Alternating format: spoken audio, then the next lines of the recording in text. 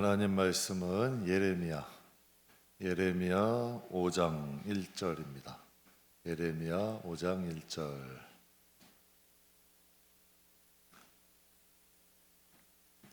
(1051페이지) 예레미야 5장 1절입니다. 우리 다 찾으셨으면 우리 함께 봉독하겠습니다. 너희는 예루살렘 거리로 빨리 다니며 그 넓은 거리에서 찾아보고 알라. 너희가 만일 정의를 행하며 진리를 구하는 자를 한 사람이라도 찾으면 내가 이 성읍을 용서하리라. 아멘.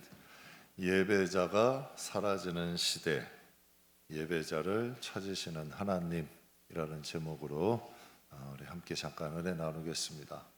예배자가 사라지는 시대, 예배자를 찾으시는 하나님. 그러니까 이 시대의 모습이죠. 2008년 중국 베이징 올림픽은 역대 최고의 개막식이었다고 합니다.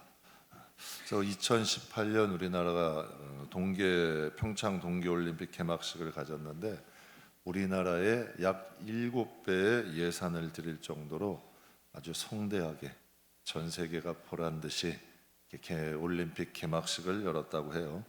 당시 중국에서는 올림픽 치르기 위해서 많은 경기장을 만들었는데 굉장히 화려하고 아주 거창하게 만들었다고 합니다. 근데 올림픽이 끝나고 약 10년이 지났는데 한 기자가 궁금증을 품었어요. 그 당시에 그렇게 화려하고 거창하게 지었던 그 경기장은 지금 어떻게 되었을까? 그래서 그 한 기자가 그 경기장을 추적하고 이제 기사화하러서 취재를 간 거죠. 그런데 그 기사가 10년 만에 찾아간 경기장을 보고 큰 충격을 받았대요. 주 경기장을 제외하고는 다 거의가 다 폐허 수준이 되었대요. 올림픽을 치르기 위해서 그렇게 화려하고 거창하게 지었던 경기장들이 거의 다 폐허가 되었다는 거예요. 경기장 주변의 아름다운 호수는 다 썩어져 가고 경기장의 관람석에는 잡초가 자라고 경기장 간판만 아니었다면 무슨 경기장인지조차도 알 수 없을 정도로 방치되었다는 거예요. 그러니까 이 멀쩡한 건물, 좀 화려하고 거창한 건물이 단 10년 만에 폐허가 되어 간 거죠. 네덜란드 아렌시에 있는 90년 된 전통 있는 교회가 있어요. 우리나라에도 100년 된 교회도 있다 하잖아요. 90년 된 전통 있는 그 교회가 스케이트보드 연습장으로 개조가 되었대요. 그 이유가 뭐냐고 봤더니 텅텅 비어두는 것보다는 스케이트보드 타는 용도라도 사용하는 것이 낫지 않겠느냐. 그래서 90년이면 얼마나 큰 전통이에요. 그 교회가 문을 닫고 개조해서 스케이트보드장으로 바뀌어버린 거죠. 근데 이 네덜란드라는 나라는요, 유럽에 있는 많은 교회들 중에 교회 문 닫는 속도가 가장 빠른 곳이 네덜란드래요. 근데 왜 이런 네덜란드가 이렇게 되었을까? 네덜란드 교회는 세속적인 교회로 굉장히 유명해요. 교회가 동성애를 다 받아들여요. 괜찮다는 거죠. 또 동성애자에게도 안수를 줘요. 그리고 다원주의도 인정하고 혼합주의도 인정하는 그러한 교회가 네덜란드 교회예요. 결국은 그게 발목 잡은 거죠. 네덜란드 교회 그 뿌리 자체가 지금 무너져가고 있는 거예요. 그러니까 국민일보에 난 기사인데 우리나라 지방에 한 대형 교회가 있대요. 근데 그 대형 교회가 경매에 나온 거예요. 근데 이 경매로 나와서 이 대형 교회가 카페에게 경매가 되어서 카페로 개조가 되었다는 거예요. 근데 아이러니하게요, 텅텅 비어서 교회가 운영이 안 돼서 경매가 나갔는데 카페로 개조해서 영업을 하기 시작했는데요, 주말마다 인산인해래. 주차할 곳이 없대요. 동네가 난리가 난 거예요. 동네가 난리가 날 정도로 인산인해가 되어버린 거예요. 그래서 많은 사람들이 찾는 핫한 장소가 되어버렸대요. 여러분 왜 그랬을까요? 그 어마어마한 비용을 들인 경기장 아니에요. 올림픽을 치를 정도로 그 어마어마한 경기장이 왜 단 10년 만에 폐허가 됐을까요? 90년의 역사의 전통 아니에요? 그 많은 성도들, 그 가정들은 다 어디 갔을까? 거기를 통해서 여러분 은혜 받았던 사람들이 있을 거 아니에요. 은혜 받았던 가정들이 꼭 가문이 있을 거 아니에요. 그 90년 동안 여러분 전통 있는 교회라면 그 많은 사람들 다 어디 가버렸냐는 얘기예요. 그 교회 하나 못 지키고 스케이트보드장으로 될 정도로 거기에서 예배드리고 은혜 받았던 교인들은 다 사라져버린 거 아니에요.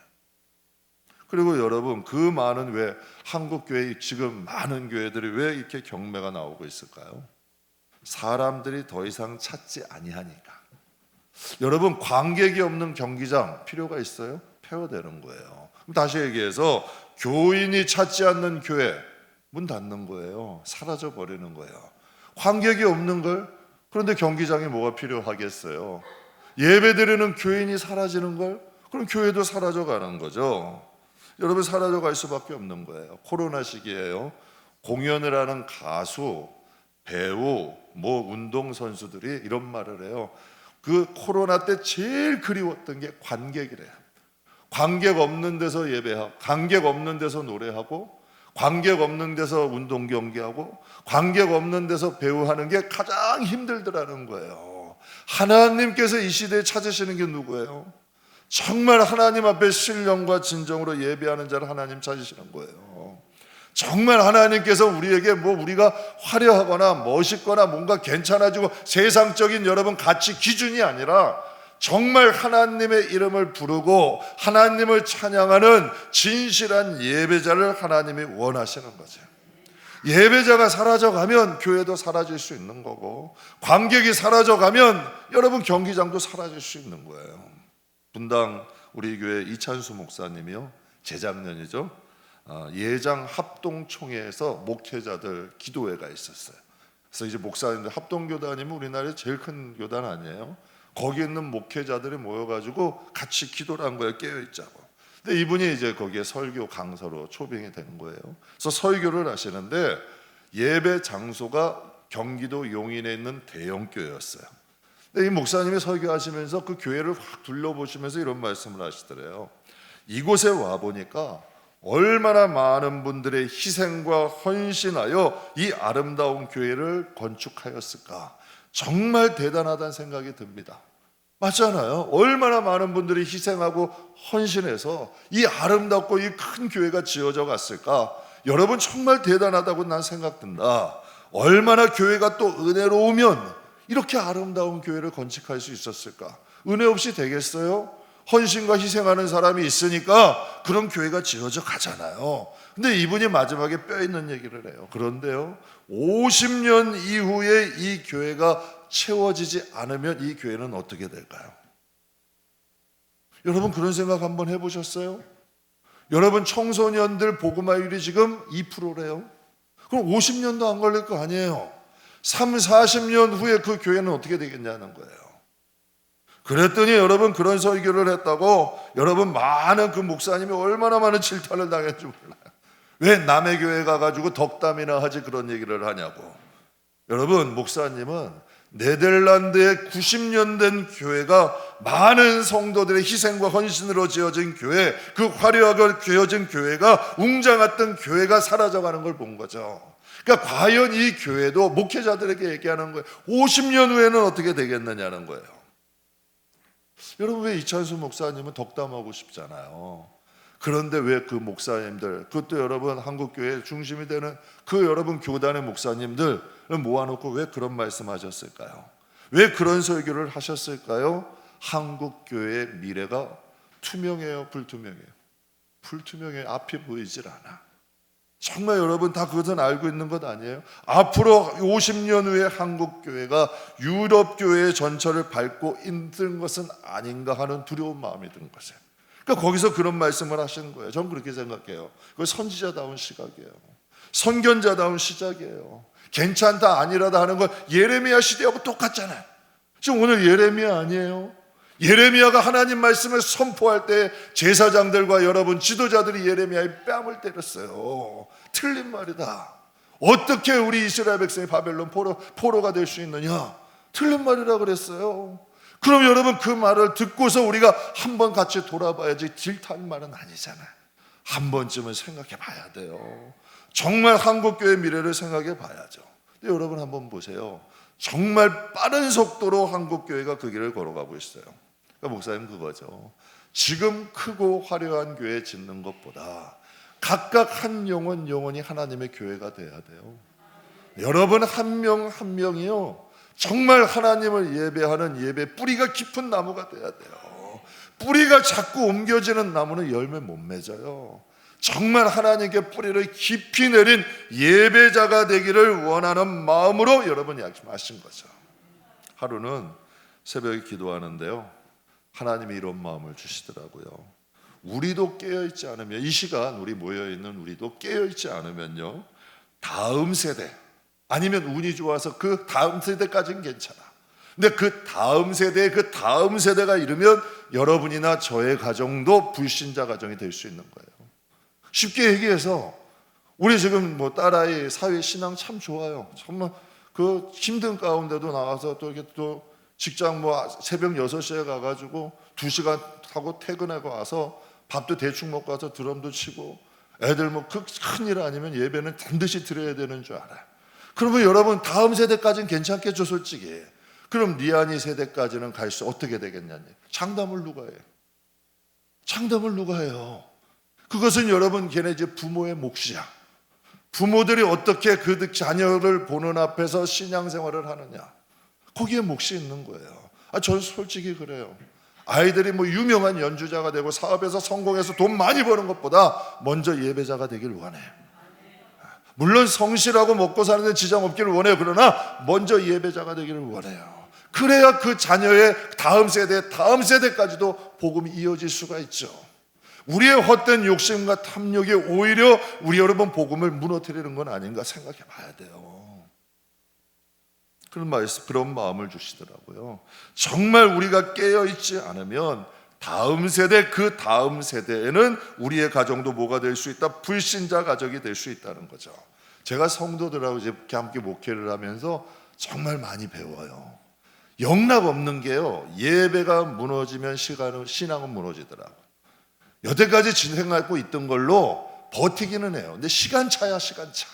예배가 무너지는 사람의 신앙은 반드시 넘어지더라고. 예배의 마음이 없고 예배의 뜨거움이 사라진 영혼은 언젠가는 하나님을 따라가게 되더라. 그래서 우리가 여러분 몸부림쳐야 될 게 뭔지 아세요? 여러 가지 문제를 놓고 몸부림치는 것이 아니라, 하나님, 내가 예배가 살아나게 해주세요. 하나님을 진심으로 찬양하고 하나님과 깊이 교통하고 말씀이 들리게 해주세요. 그럼 그 나라와 의를 구하면 너희의 필요한 것은 주신다 그랬거든. 생각해 보세요, 여러분. 하나님이 사랑하시는 자, 하나님께서 기뻐하시는 자를 건식하게 놔두시겠어요? 하나님은 역사를 보면, 성경의 역사를 보면 가만 놔두지 않으셨어요. 신앙의 줄기가 흘러지면 하나님이 여러 가지 문제도 해결해 주시더라고요. 그건 저도 체험을 하면 봐요. 저도 가정이 있잖아. 근데 정말 영락 없더라고. 신앙의 뿌리가 견고해지고 하나님과의 관계가 튼튼해지면 그 가정은 반드시 하나님이 책임지는 역사가 일어나요. 근데 예배가 무너지면 여러분 자연히 무너지게 되더라고요. 사랑하는 성도 여러분, 만약에요, 우리가 하나님 앞에 온전한 예배자가 되지 못하면 한국교회 걱정할 게 아니에요. 우리 가정을 걱정해야지. 여러분, 한국교회가 무너진다고 뭐 정말 진짜 여러분 이 넓은 바다 같은 마음, 정말 여러분 이 나라와 민족을 사랑하는 분은 눈물을 흘리면서 정말 우리 조상들 많은 지도자들처럼 할 수 있겠죠. 그러나 정말 급한 건 뭔지 아세요? 한국교회는 고사하고 우리 가정도 무너질 수 있다는 거예요. 그래서 여러분, 예배가 무너지게 되면 신앙은 무너지는 거예요. 근데 참 이상하게요, 예배가 살아나잖아요. 그러면 영혼이 살아요. 영혼이 살면 가정이 살아요. 가정이 살면 가문이 사는 역사가 일어나더라고요. 저는 오늘 본문을 읽으면서 납득하기 힘든 말씀이에요. 과연? 정말? 어떻게 이런 일이? 여러분 가만히 한번 봐요. 본문 한번 보세요. 너희는 예루살렘 거리로 빨리 다녀보래. 한번 그 넓은 거리로 찾아보고 알래요. 한번 빨리 다니면서 한번 찾아보라는 거예요. 너희가 만일 정의를 행하고 진리를 구하는 자를 한 사람이라도 찾으면 내가 이 성읍을 용서하리라. 지금 어디 이방 나라예요? 아수르예요? 바벨론이에요? 아니에요, 여러분. 지금 이스라엘이에요. 그것도 예루살렘, 이스라엘의 중심지 예루살렘이에요. 너희가 예루살렘을 두루 다니면서 한번 보래요. 정의를 구하며 진리를 구하는 사람, 정의를 찾고 정의를 행하고 진리를 찾는 사람, 정말 하나님 말씀대로 행하고자 노력하고 힘쓰고 있는 사람 한 사람이라도 찾으면 내가 이 성을 용서한다는 거예요. 근데 이게 납득이 되냐는 얘기예요. 이스라엘인데, 예루살렘인데, 여러분 정말 이스라엘이고 예루살렘인데 여러분 하나님이 찾으시는 한 사람이 없다는 거예요. 이게 얼마나 이스라엘의 안타까운 현실이에요. 여러분, 하나님 예수님께서 수가성 여인에게 이런 말씀을 하셨어요. 요한복음 4장 23절에 보면 아버지께 참되게 예배하는 자는 영과 진리로 예배할 때가 오나니 곧 언제라? 이때라. 아버지께서는 자기에게 어떻게? 이렇게 예배하는 자를 어떻게 하신대? 찾고 계신대요. 사마리아 사람들은 알지 못하는 걸 예배했다 그래요. 그들은 예배의 대상인 하나님을 몰랐어요. 모세오경만 인정을 하는 거예요. 그러니까 자기 소견에 옳은 대로 신앙생활을 한 거고요. 유대인들은 어때요? 구약 성경만 인정해요. 그러니까 그 구약 성경 안에서만 여러분 신앙생활을 하는 거예요. 그런데 예수님은 한 단계 더 나아가서 말씀하시는 거예요. 너희의 신령과 진정으로 하나님은 예배하는 자를 지금 찾고 계신데, 하나님이 원하시는 사람은 신령과 진정으로 마음을 다해서 성령 안에서 진심으로 하나님을 예배하는 사람을 하나님이 찾고 계신다는 거죠. 우리 교회에서 좀 먼 곳, 조금 요즘 떨어진 곳에 사시는 한 성도 한 분이 금요일 날 이제 바쁜 일이 있어서 교회에 올 수가 없어서 그 지역에 있는 교회를 찾아가서 금요 예배를 드리려고 그랬대요. 제법 큰 교회래요. 우리처럼 이제 한 층을 다 쓰는 이제 교회인데, 거기서 이제 예배들 딱 올라갔는데 금요 예배를 드리지를 않더래. 그래서 이제 사정을 물어보니까 코로나 이후로 교인들이 모이지 않자 금요 예배를 드리지 않고 있다는 거예요. 근데 우리 교회도 코로나 초기에 주중 예배 참석자가 확 줄었어요. 그러니까 금요 예배 오시는 분들이 10명도 되지 않았던 것 같아요. 그래서 제가 임 목사님하고 상의했어요. 왜? 하도 매스컴에는 떠들고 좀 내려가면 여기서도 막 눈치들을 줘요. 좀 자중해야 되는 거 아니냐? 지금 예배 좀 주중 예배 이렇게 드려야 되냐? 뭐 이렇게 얘기하니까 저도 임 목사님하고 상의를 했죠. 얘기를 했어요. 당분간 우리도 수요 예배만 드리고 금요 예배면 쓰면, 금요 예배는 좀 쉬면 어떻겠냐? 그 말을 듣더니 임 목사님 그러는 거예요. 그럼 그렇게 하세요.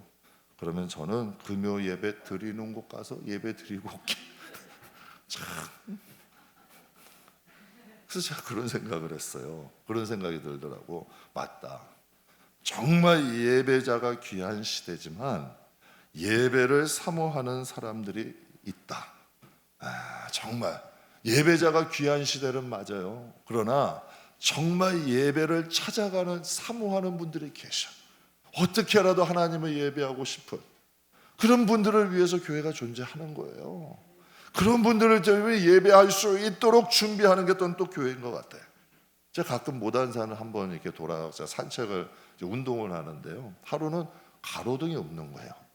여러분, 산에 가로등이 없으면 어때요? 깜깜하잖아요. 깜깜하니까 앞도 잘 안 보이고 앞에 온 사람이 누군지도 잘 모르겠더라고요. 그런데 갑자기 가로등이 탁탁탁탁탁탁 켜지는 거야. 그랬더니 여러분 아주 밝게, 여러분 그냥 거기가 환하게 밝아지더라고요. 그래서 제가 이런 생각을 했어요. 우리 교회에 보면 새벽 예배 정말 고정으로 나오시는 분들이 계셔. 정말 항상 더웠든 춥든 비가 오든 눈이 오든 항상 기도하는 분들이 계셔요. 저는 그분들이나 여러분 이렇게 주중 예배 나오시는 여러분들이 이 지역을 영적으로 밝히는 가로등이에요. 이게 여러분 무슨 큰 일을 해야 하나님이라는 게 아니라니까요. 정말 여러분이 깨어서 이 시간 하나님을 예배하는 것들이 우리가 여기서 여러분 이 시대를 밝히고 있는 거예요. 지금 여러분 건물 밖에서 보면은, 여러분 여기서 보면 예배당 불이 환하게 켜져 있고 예배 드리는 곳 있잖아요. 그러면 여러분 정말 하나님을 사모하는 사람이 있으면 이 마음에 무슨 마음이 들겠어요? 나도 좀 예배 드리러 갈까? 만약 예배의 자리를 지키는 사람이 없으면 이 동네는 영적으로 어두워져 가는 거예요. 이 영적으로. 지금도 여러분 새벽에도 보면요, 고정으로 나오신 분들이 계시니까 그 사람들이 여러분 이 지역에 있는 여러분 기도하고 싶은 분들은 다 찾아오시는 거예요. 정말 새벽에 기도하는 분들이 많이 오신다니까요. 주중에도 마찬가지 아니에요? 저 이게 너무너무 감사한 게 우리 교회가 언제 가도 예배 드릴 수 있는 거, 언제 가도 그 교회는 새벽에 예배 드리는 거, 수요일이고 금요일이고 예배 드리는 것, 언제 가도 기도할 수 있는 곳, 그래도 이 동네에서 이 지역에서는 베델교회는 예배 드리는 곳, 예배 살아있는 곳, 찬양이 뜨거운 곳, 하나님 앞에 여러분 예배할 수 있는 공간이라는 것이 소문이 난 것, 그래도 이 지역에 밝힐 수 있는 등불이 된 거 아니에요. 여러분 뭘 우리가 크게 바라요? 적어도 우리가 살고 있는 이 지역만이라도 밝힐 수 있다면 우리가 우리의 사명 다하는 거 아니에요? 여러분 어려운 교회 재정적으로 도움 주면 다 일어날까요? 어려운 교회들 물론 도와야 돼요. 저희도 개척교회, 미자립교회 많이 돕고 있어요. 더 도우려고도 노력해요. 물론 단기간엔 도움이 되는데요, 근본적인 도움은 안 돼요. 근본적인 도움은 안 돼요. 교회는 성령의 임재가 있어야 돼요. 교회는 성령의 임재를 통해 예배가 살아나야지만 여러분 교회는 교회가 될 수 있는 거예요. 성령의 임재 속에 예배가 살아나면 교회는 반드시 일어나요. 교회는 돈과 사람으로 세워지는 것이 아니에요. 예배하는 성도, 예배자들이 세워지면 교회는 여러분 반드시 교회는 성도가 되고 교회도 살아나게 되고 하나님이 필요한 물질도 하나님 주시더라고. 하나님이 함께 하시고 하나님이 일하시고 하나님이 열어주시면 인간이 상상할 수 없는 일들이 일어나는 거예요. 여러분 이 시대 한번 가만히 보세요. 이 시대가 어떤 시대예요? 예배자가 사라져가는 시대야. 그 가운데 하나님은 뭘 찾으실까요? 참된 예배자를 찾고 계시는 거예요. 정말 하나님만을 예배하는 참된 예배자를 하나님은 우리에게 지금 찾고 계시는 거예요. 여러분 이 시대에 하나님이 찾고 계시는 건 신령과 진정으로 예배 드리는 사람, 하나님은 그런 사람들을 찾고 계세요. 오늘 본문 말씀을 보면 하나님께서 간절히 말씀하세요. 너희는 예루살렘 거리로 빨리 다니며 넓은 거리에서 찾아보고 알라. 만일 정의를 행하며 진리를 구하는 사람을 한 사람이라도 찾으면 내가 이 성읍을 어떻게 하신대요? 용서하신대요. 여러분 우리가 소돔과 고모라 성의 멸망을 통해서 얻은 교훈이 있어요. 소돔과 고모라 성이 죄가 많아서 멸망했나요? 아니에요. 죄가 많아서 멸망한 것이 아니라 여러분 기도하는 여러분 한 사람, 정말 하나님께서 찾으시는 의인이 없어서 멸망한 거예요. 그들이나 우리나 다 죄인 마찬가지 아니에요? 도토리 기재기재 우리도 죄인이잖아. 그러나 여러분 우리가 함께 기도하며 깨어있으려고 노력할 때에 하나님은 우리와 함께 하시고 우리의 죄는 용서하시고 우리들을 살리시고 새롭게 하시고 생명의 역사를 이루어 가시잖아요. 하나님이 찾으시는 것은 화려하고 멋있고 거창하고 세상이 보는 기준이 아니라 하나님은 단순하세요. 정말 하나님은 순수하신 분이야. 제가 언젠가 한번 기도하는데 그렇더라고요. 하나님 우리가 무엇이 간데 정말 우리가 여기서 정말 사람도 모이지 않고 조그만 개척교회 때도 하나님 은혜 주시더라고요. 너무 감사한 거예요. 하나님 우리는 뭐 화려한 성물도 없고 정말 뭐 있는 거라고 소강대상 하나 반죽이 하나 의자가 전부야. 그런데도 하나님 은혜 주시더라고. 감사할 거리를 주시더라고. 필요한 것들 채워주시더라고. 하루는 고기가 너무 먹고 싶었어. 고기가 너무 먹고 싶었는데 지금은 고기 잘 먹어요. 걱정하지 마시고 먹고 싶었는데 그래도 그 당시에는 뭐 교회가 계속 뭐 우리 교회가 이제 설립할 테니까 그런데 어느 날 갑자기 주방에 갔는데 고기가 있는 거야. 참 그래서 제가 그거 보면서 뭐 조정민 목사님은 미국에서 신학교를 다니는데 순댓국이 그렇게 먹고 싶으셨대. 그런데 그 눈이 와가지고 여러분 발목까지 오는데요. 그 겨울에 그 목사님이 생각이 나서 그 한국에서 순댓국을 얼려가지고 배달을 한 분이 있는 거야. 그걸 보시면서 여러분 그 조정민 목사님 그래요. 순댓국이 중요하냐고요. 그 순댓국도 하나님이 그것을 사람을 통해서 주시는 하나님의 은혜잖아. 정말 하나님 주시는 은혜가 있더라고요. 하나님 베푸시는 사랑이었더라고요. 정말 우리가 이 시대에 찾으시는 하나님 앞에 의인만 된다. 우리가 의로워서 의인이 아니라 정말 하나님을 사랑하고 은혜를 사모하고 정말 예배가 살아있는 영혼만 된다면 하나님이 어떻게 우리를 안 돌아보시겠어요? 성경을 한번 보세요. 하나님은 화를 좋아하시는 분이에요? 복을 좋아하시는 분이에요? 하나님은 사랑하기를 좋아하시는 분이에요? 저주와 책망하기를 좋아하시는 분이에요? 하나님은 사랑이에요. 여러분, 아담과 하와가 원하지도 않았는데 에덴 동산 만들어 주셨잖아요. 여러분, 우리가 뭐 천국을 구했어요? 아니잖아요. 이 이방인들, 우린 그냥 구원만 했으면 아무 데나 살아도 괜찮을 거예요. 근데 하나님이 약속하셨잖아요. 자녀의 권세 줄게, 천국도 만들어 줬고 너희들 믿음만 지키고 와. 그냥 아무것도 필요 없대. 하나님은 적신으로 가는 거야. 단 그거 하나야. 믿음 잘 지키고 죄 짓지 말고 하나님의 자녀로 살다만 와, 그럼 하나님이 다 예비하신다 하시잖아. 이런 분이 누가 있어요? 저는 제일 감동받았던 게 뭐냐면, 아담이 여러분 하나님이 만드셨잖아. 근데 하나님이 가만 보니까 아담이 외로운 거야. 아담이 외로운 거야.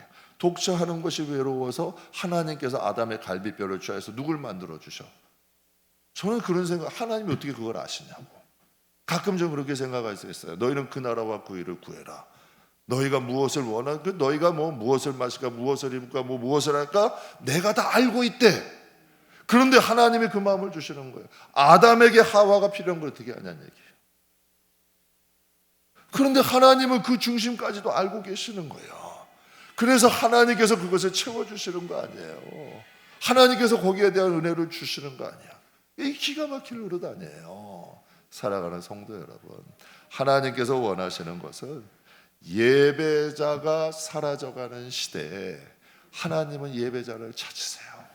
정말 하나님께서 이 시대에 원하시는 한 사람은 정의를 행하고 진리를 구하는 사람. 정말 여러분 하나님 뜻대로 살려고 노력합시다. 우리가 이거가 크건 작건 상관없이 내가 뭐 유명하건 뭐 여러분 그런 거 상관하지 말고 내가 있는 그 자리에서 우리가 하나님 앞에 정의를 행하며 진리를 구하며 산다면 하나님은 여러분과 함께 하셔요. 하나님은 여러분과 동행하신다니까요.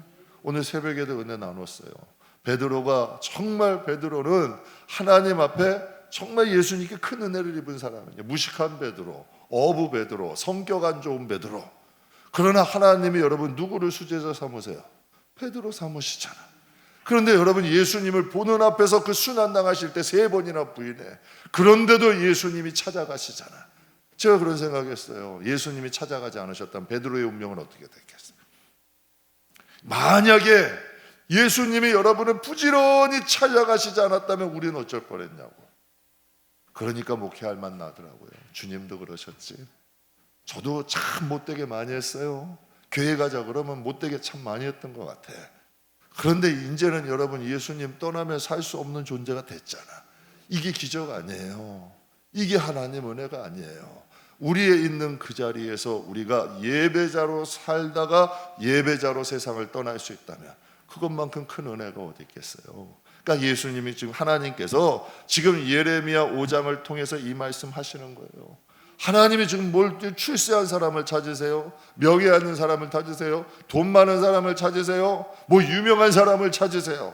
너희가 두루두루 다니면서 찾아봐서 정의를 행하고 진리를 구하는 한 사람만 찾는다면 내가 이 성읍을 용서한대. 여러분의 작은 기도 하나가 여러분의 하나님 앞에 부르짖는 그 기도가 하나님이 역사할 수 있는 능력이 된다니까요. 그래서 오늘 새벽에 잠깐 말씀드렸는데 우리가 여러분 정말 소중히 여겨야 될 게 뭔지 아세요? 정말 지키고 소중히 해야 될 것은 바로 여러분 영혼이에요.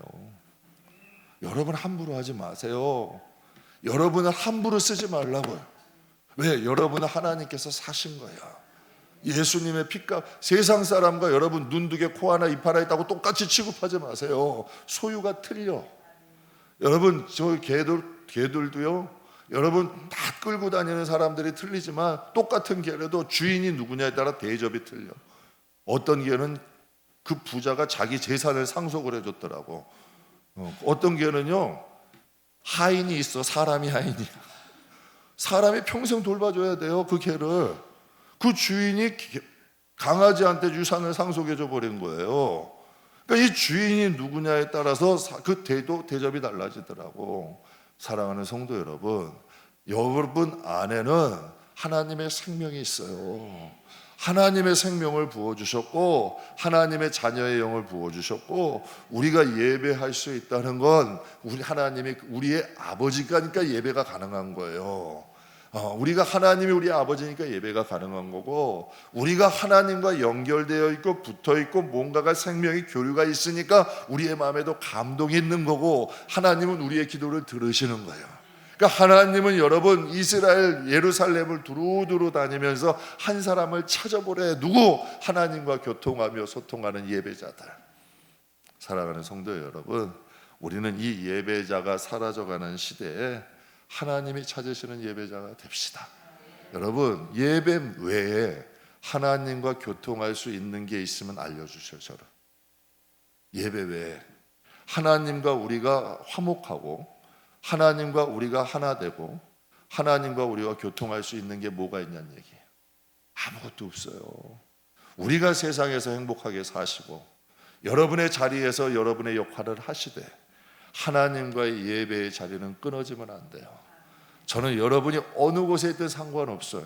직장이 무엇이든 상관없어. 여러분이 어느 집에 사는지도 상관없고 여러분의 나이도 상관없고 성별도 상관없어. 그러나 여러분 안에 뭐가 있어야 돼요? 예배가 살아있어야 돼요.